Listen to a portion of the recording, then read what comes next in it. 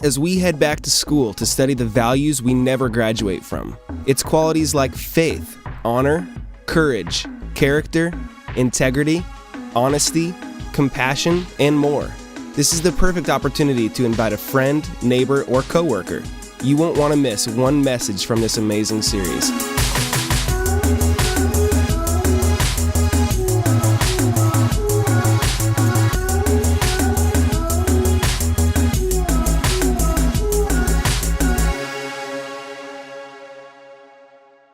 All right, guys, turn with me in your Bibles to Genesis 9. That's where we're going to be today as we go kicking it old school. Genesis 9. And a lot of those stories that you saw in the video, we're going to be looking at this summer as we dive into the Old Testament, but also as we look at the Old Testament through the lens of the cross and Jesus. Kicking it old school this summer. What I mean by old school is like... when you say the term old school today, it's like vintage, right? It's like vintage or retro. Retro is a good word. Classic. It's the rare things from our past that we don't get a lot of in the present. When I think of old school, see, I think of the 80s and 90s because that's what I grew up in. When I think old school, I think of things like He-Man, right? He-Man, G.I. Joe, the little Snoopy snow cone machine that you can make a little snow cone with ice. Y'all had those? Game Boy. I think of Game Boy. What color? We had Nintendo. Think of Nintendo. See, I think old school things like that from the 80s and 90s. If you were raised further back in the 80s and 90s, you think of old school as something different. You think of Little Rascals, right? Maybe Little Rascals are old school for you. They're old school for me too because they came back in the 80s and 90s. Little Rascals. Maybe old school for you is, maybe it is Noah. Maybe you're that old. Maybe it is Noah. I'm just kidding. I don't think there's anybody else. As we're talking about Noah today, so old school is different for all of us. It's just that retro, vintage stuff from the past that we don't get a lot in the present. The unfortunate thing is sometimes it's like that with the Old Testament. Okay? The truth of the Old Testament, sometimes we don't get into as much as we should today, the Old Testament. So that's what we're going to spend time with all summer long is the Old Testament. In no particular order, we're going to start with Noah's Ark though, probably because I feel like it has rained just so much and stormed so much this past few weeks that I want to do the old Christian joke. You know the old Christian joke, right? When it starts to rain a lot. Oh, we're going to have to build us an ark, right? The old Christian joke. So that's probably why I'm starting with Noah's Ark today. Because of the rain and stuff, although it's beautiful today. You know what wasn't funny, though? Noah's Ark was not funny for the dinosaurs, all right? Have y'all seen these? I got to show these to you. These are pretty funny, okay? About the dinosaurs. All right. One of the greatest movies ever made is The Wizard of Oz, right? One of the greatest movies ever made. That's vintage, that's retro, that's old school. How many of you seen The Wizard of Oz? Raise your hand. Praise the Lord. That's good. Thank you. You've seen The Wizard of Oz, so I don't have to share with you the movie synopsis about The Wizard of Oz. You know what it's all about. If you haven't and you didn't raise your hand, or you raised your hand because everybody else was and you didn't want to feel weird, please, today, go back to the rock you live under and watch The Wizard of Oz. I would say go rent it at Blockbuster, but that's old school. That's old school, right? So you're going to have to download it from iTunes, folks. That's new school. Make sure you watch The Wizard of Oz. You're missing out. One of the greatest movies ever. If you really want to go old school, okay, turn the sound all the way down and get Pink Floyd's Dark Side of the Moon. All right? And what you do is you start Dark Side of the Moon exactly when the MGM line roars. Okay? No, but you've never done this. You're looking at me like you've never heard. You know, yes. Yes. When we go old school, do this. Start Dark Side of the Moon, exactly when the lion roars, the MGM lion roars, and I promise you, that whole album will go right along with The Wizard of Oz. Try it. It's old school. Do it today. All right. Every great movie like The Wizard of Oz has to have a great soundtrack, a great song.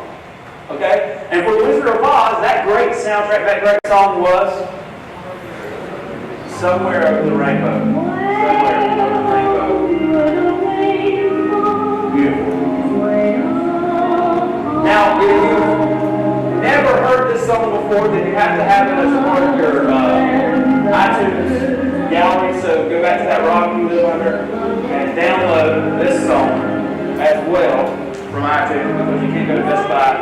Well, I guess you can and get the CD, but nobody does that. Somewhere Over the Rainbow. Now, if you look up this song on Wikipedia, this is what it says. This is Wikipedia's News School. This is what it says. That this song depicts a pre-adolescent girl's desire to escape from the hopeless jumble of this world, from the sadness of raindrops to the bright new world over the rainbow.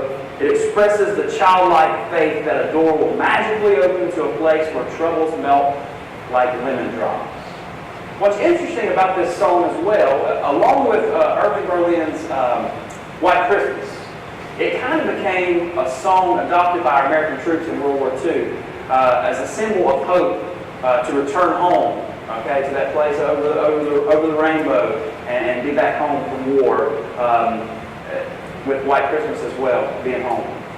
People have always been fascinated with rainbows. We've asked what's over the rainbow. We've wondered if there really is a pot of gold at the end of the rainbow. I can remember, especially as a child, and we all still do this because some of y'all are friends with me on social media. When there's a rainbow, we stop, don't we? We stop in our tracks, we look at it, we gaze at it, we take pictures and post it on social media, especially if there's a double rainbow, right? And that really gets some social media love. And so we pay attention.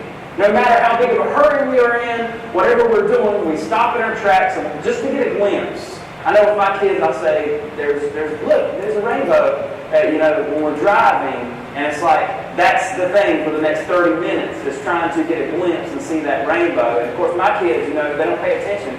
They can't see it, okay? So it's gone, by the time you get anywhere. And so the rainbow, we want to get a glimpse of it. We want to see it. Before Somewhere Over the Rainbow, before The Wizard of Oz, there was a rainbow. And before there was a rainbow, there was a great flood. And before there was a great flood, there was a man who walked with God, and his name was Noah.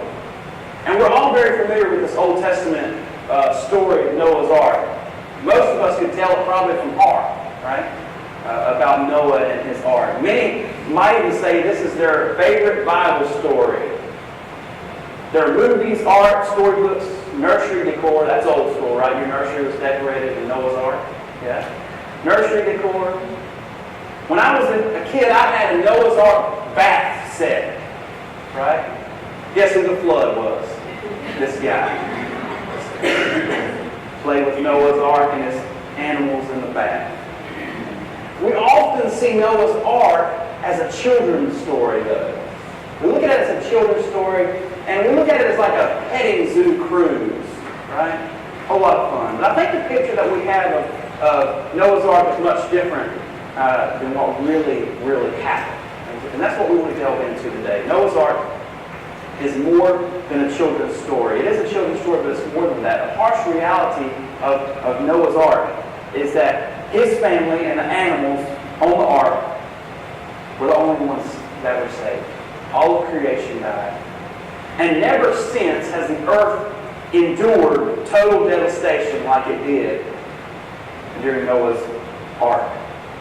The closest we have come to this might be something like Katrina. Remember Katrina from a few years ago that devastated and took out New Orleans. But even Hurricane Katrina, as bad and as sad as it was, and all the images that we saw, it held in comparison to the flood that Noah was in. There's no escaping it. The waters rose to 20 feet over the highest mountaintops. People ran for their life. They clawed at the doors of the ark, begging to be let in. For 40 days, water flooded the earth, covering all of creation. It took 150 days for the waters to recede. And then all that was left was Noah and the inhabitants of the ark. And then God spoke. God spoke. Genesis 9, 8 through 17, we're going to see what God says here. Then God told Noah and his sons, I hereby confirm my covenant with you and your descendants, and with all the animals that were on the boat with you, the birds, the livestock, and all the wild animals, every living creature on earth. Yes, I am confirming my covenant with you. Never again will floodwaters kill all living creatures. Never again will a flood destroy the earth. Then God said, I am giving you a sign of my covenant with you and with all living creatures and with all generations to come. I have placed my rainbow in the clouds. Listen to this. That wording right there tends to tell me that this rainbow that we seek and look at, that we put on the brakes and we stop in our tracks to try to get a glimpse at, that rainbow belonged to God before it appeared to us on earth. Okay? That was His. And He placed it in the sky. And He still places it in the sky. I have placed my rainbow in the clouds. It is the sign of my covenant with you and with all the earth. When I send clouds over the earth, the rainbow will appear in the clouds, and I will remember my covenant with you and with all living creatures.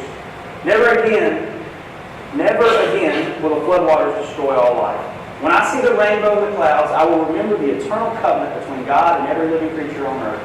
Then God said to Noah, yes, this rainbow is the sign of the covenant I am confirming with all the creatures on earth. Let's pray together. Father, I thank you for your word this morning. I thank you for your rainbow that you placed in the sky and you continue to remind us of the covenant and the promise that you will not destroy the earth again through the flood. Father, we love you, and I pray that your word will speak directly to our hearts today. That you will reveal some mysteries of this text to us. That we be challenged this morning. That we be changed. It's in your Son's name, Jesus, we pray. Amen. Amen. So there are several biblical truths that we can take away from our scripture this morning, and let's get into it. The first is God keeps His covenant. All right? God keeps His covenant. Let's face it, folks. We live in a world of broken promises, don't we? We live in a world of broken promises. Promises are made, and then quickly they're broken. Politicians, entertainers, professional athletes, husbands, wives, parents, friends, and the list goes on and on. All those folks that we break promises. All of us have made promises that we don't keep.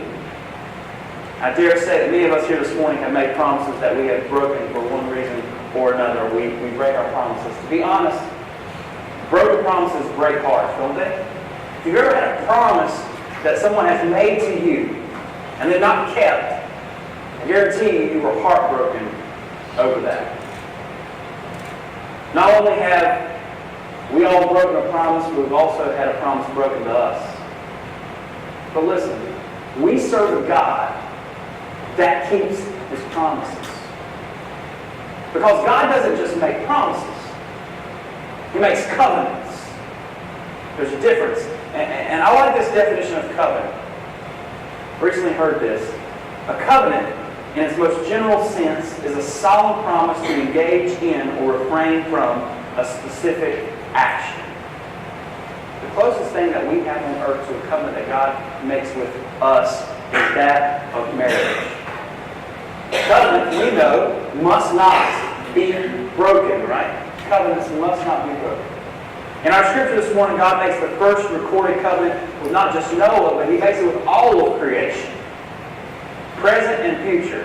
Never again will a flood destroy the earth. Never again will a flood destroy the earth. So God initiates this covenant, but He also made a sign of it, the rainbow. Here's two interesting things I want you to know about the rainbow today. I want to share with you this. The rainbow that God placed in the sky. First, ancient people believed that the rainbow served as a shield, right? A shield, a dome, to keep the heavens from collapsing, falling. The rainbow is not only a sign, but they would say a physical barrier protecting the earth. Second, when you look at the rainbow,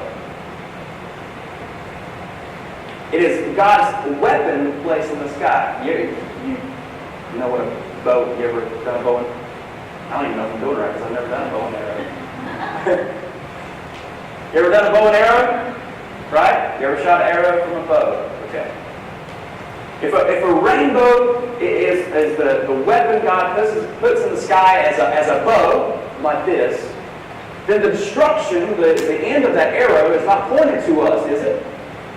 No, it's pointed to the heavens.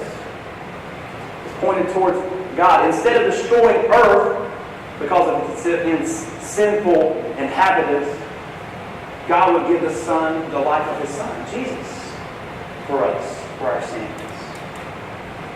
This should be the promise, the covenant we think about when we see a rainbow in the sky, the reminder that we should have, that God keeps His covenant. But God also remembers His covenant. And if I stutter a little bit, it's because I'm freezing. Okay? If you've heard my words, it's cold. I'm not going to lie to you. How I wish I had a shawl. I would just be up there with a little shawl. That'd be fine. God keeps His covenant, but God also remembers His covenant. Okay? Have you ever heard of Jim Wrongway Marshall? Ever heard of Jim Wrongway Marshall? Maybe you have, maybe you haven't. Here's Jim Wrongway Marshall. He played football for the Minnesota Vikings and was a member of the infamous defense called the Purple People Eaters. Maybe this is old school retro vintage for you right here. The Purple People Eaters. October of 1964, Jim Wrongway Marshall recovered a fumble and he took off. Y'all know where this is going when your nickname is Wrongway Marshall. He took off towards the end zone for a touchdown. Unfortunately, he forgot which way he was supposed to go. So, he ran over 60 yards to the other team's end zone. Marshall was in the wrong end zone and he scored the longest safety in NFL history. Now, of course, you know, safety gives the other team 2 points and they get the ball back. That's Jim Wrongway Marshall. Simply put, it's good to remember and it's bad to forget, right? It's good to remember and it's bad to forget. However, it is human nature that we do forget. We forget. We forget the simplest things, like where we put our keys, women. I'm sorry. Everybody. So sorry. So sorry. Let me tell you something. My wife, a while back, purchased a keychain for her keys. And it has a little hook on it. And it goes in her purse. And it hooks on the side of the purse. Right? To help her find her keys. No, it don't. Because the keys still get lost in her purse. And you know what else? Most of the time, she don't know where her purse is. It's good to remember. It's bad to forget. We also forget things like our keys. We forget things like doctor's appointments, maybe.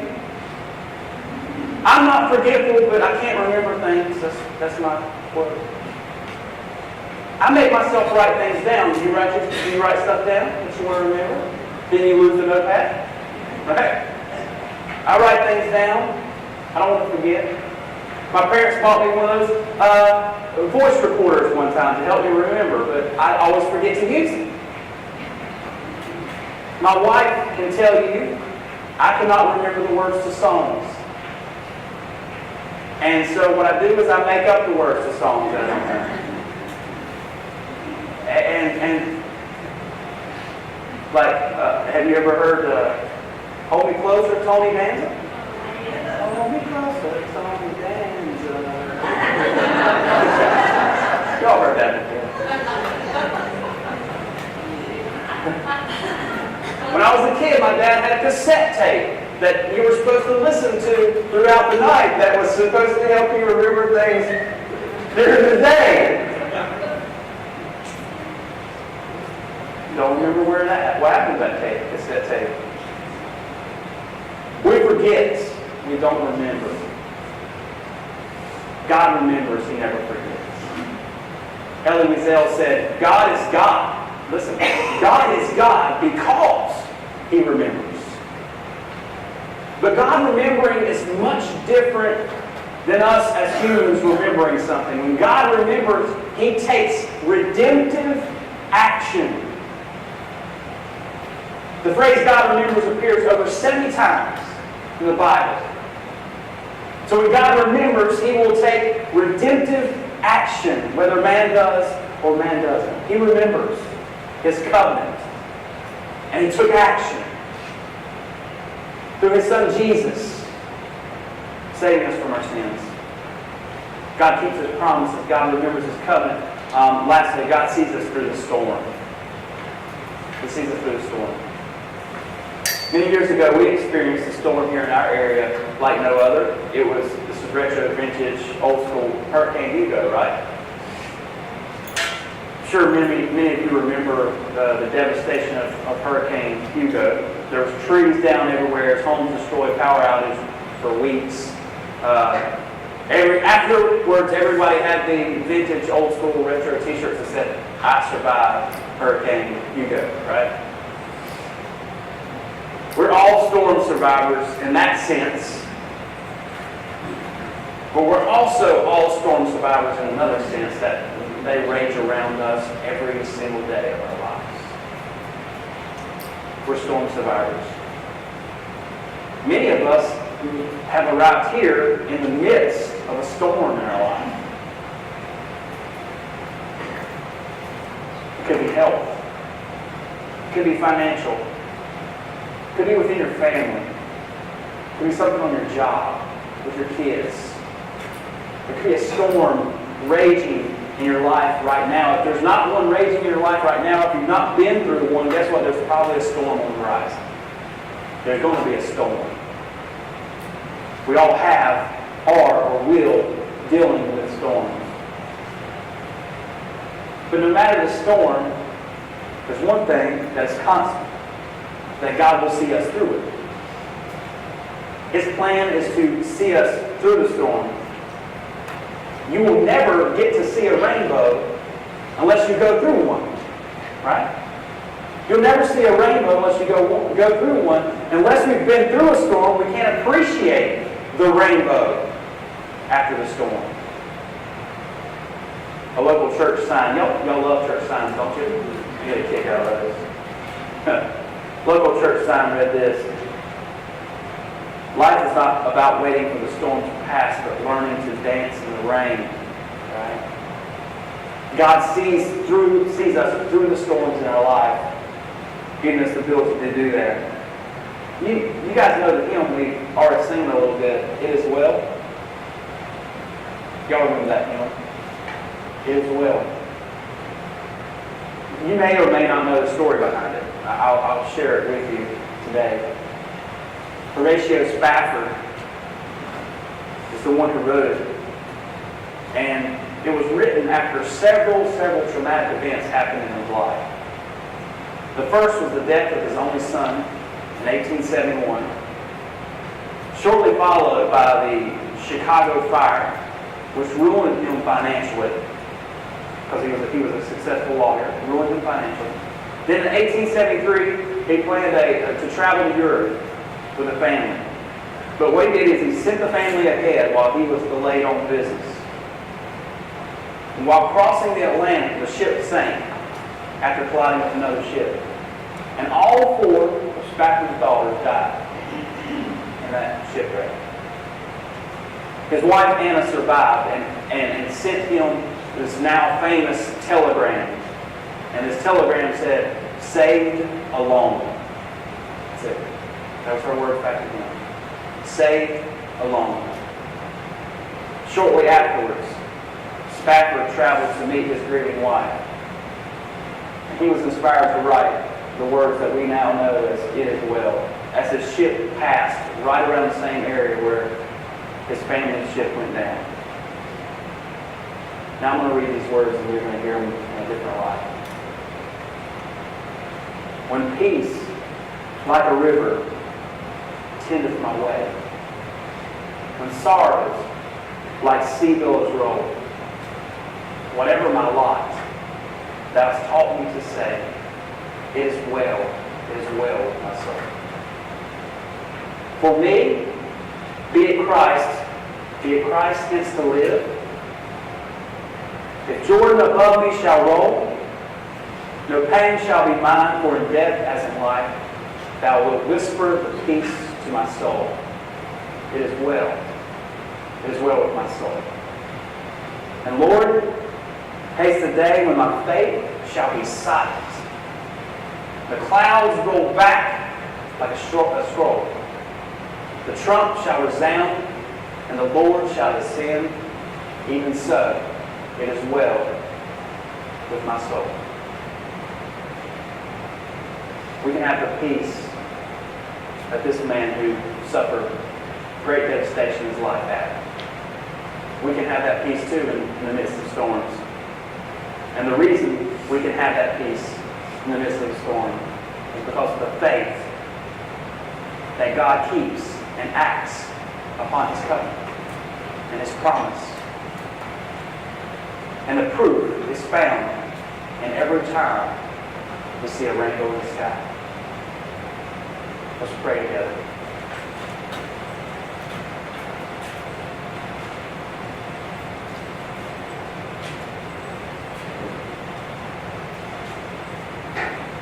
Father God, your rainbow that you placed in the sky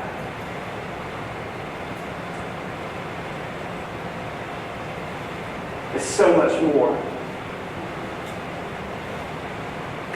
So much more than we give it credit for.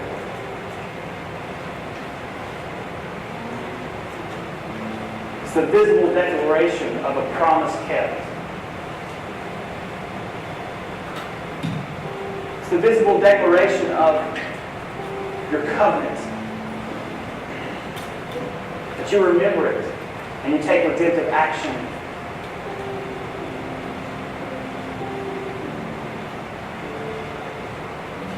Father, it's also a reminder that whatever storm we go through in life,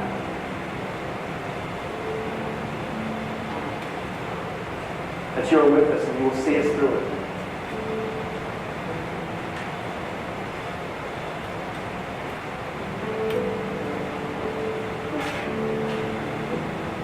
So, Father God, we thank you this morning for the rainbow reminder.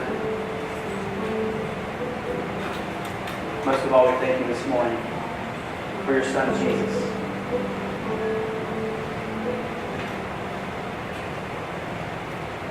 Who died for each one of us this morning while we were still sinners. Father, I pray that if there's someone here that doesn't know you, hasn't received that they would today. And Father, for all of us, when we stand and sing in a few moments, we would be reminded of the storms that you brought us through.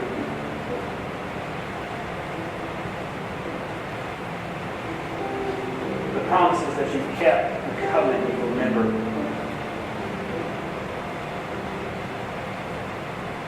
Father, speak to all of us. And all of us have new commitments here this morning. I pray this in Jesus' name.